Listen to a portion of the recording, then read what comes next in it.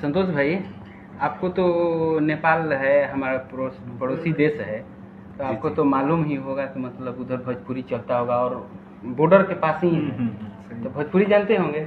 एक डायलॉग बोलना है। अब मैं डायलॉग बोलता हूँ, बहुत आसान है। अब भोजपुरी कितनी मीठ भाषा होती है, बोलिएगा तो ये आप खुद गणना कीजिएगा। तो हमारा डायलॉग है कि लागल लागल झूलनिए में धाका बलम कलकत्ता गइले ना। लगल लगल झूले लेन। बोलिए बोलिए बोलिए बोलिए, नो प्रॉब्लम, सीखिए सीखिए। लागल लागल झूलनिए में धाका बलम कलकत्ता गइले ना। लागल लागल झूलेन, हाँ कलकत्ता गई लेना। ना, तो फिर छोड़ दे रहे हैं कुछ ना। लागल लागल झूलनिए में धाका बलम कलकत्ता गइले ना। लागल लागल झूलेन, हाँ,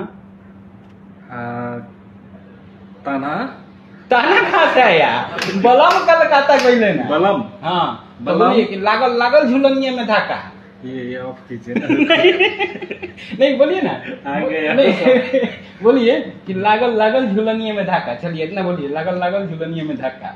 लागल लागल झूलेन, झूले लियन। हाँ, धाका। धाका बलम कलकत्ता गइले ना। मलम कलकत्ता गई लेन। हैं?